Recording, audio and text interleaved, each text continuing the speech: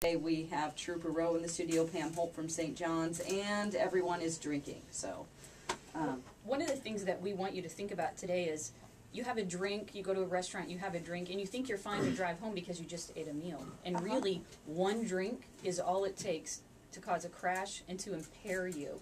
And Trooper Rowe can talk about this a little bit later, but Missouri has a law that is intoxicated or impaired. The legal limit in the state of Missouri is .08.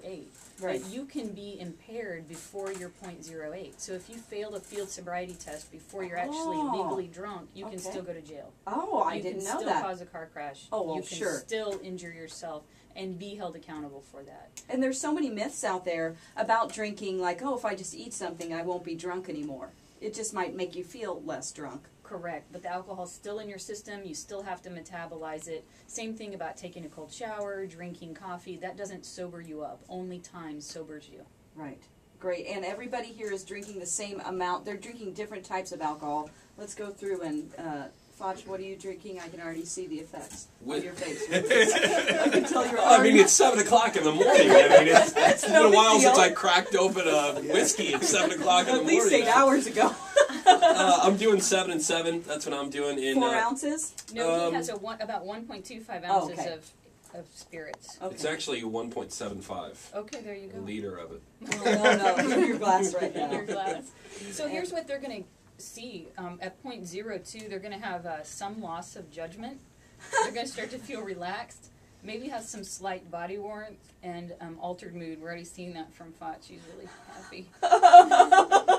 Your mood is altered already. And by the way, alcohol is a depressant.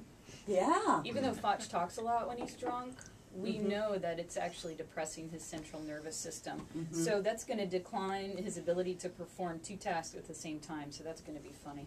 Oh, yeah.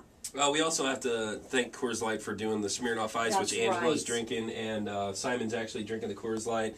And then your sister Dana's does the wine over here. You're on your first glass. We're doing our first rounds now. When should we wait to do the first sobriety test? Because I can already tell you, I didn't eat dinner last night, and I had a bowl of cereal this morning. So is that going to weigh in? Is this going to affect me quicker because I already feel a little loose? And I want to also stress too, and I think we've talked about this before. Usually, your first drink right away, you feel like you're quote unquote buzzed. Right. But then once you have 3 or 4, it's almost kind of like you get into this comfort zone and it's okay. And that has to do with the being alcohol an alcoholic. going right. Because the alcohol impairs your ability to judge how you actually feel. Oh, yeah. And so in the beginning you notice it because you went from normal state to altered state. Once you get into an altered state, you have this messed up perception of how you actually feel and what you think your abilities are. That's why most people think they drink alcohol, hey, I can drive, I feel fine. Not able to accurately judge their altered perception, their altered mental state. So, Pam, how long do they have to drink these drinks that they have in their hand right now? Because I remember last time we were like, you got to drink the rest of that because we got another one coming up. And yeah, we want them, the myth is that if you drink 1 alcoholic beverage per hour, you will not be legally intoxicated. And that is a myth. Yeah, you're going to break that down. You're going to metabolize it differently based on your percentage of body fat, based on how tall you are, how much alcohol you consume in that hour. So they're drinking. Angela's halfway through her drink. Dana's taking a few sips from hers.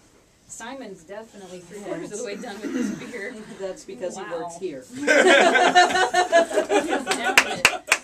after they get this into their stomach, it's been like... It's been 5 minutes. Impressed with you. It's 5 minutes, Simon. That's good. Wow.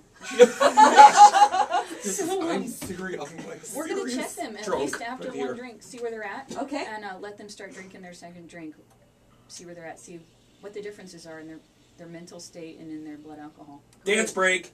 Dance break. Dance break. Dance break. You guys see Social. commercials, sorry. It's the Don't Drink and Drive Show, Power 96.5.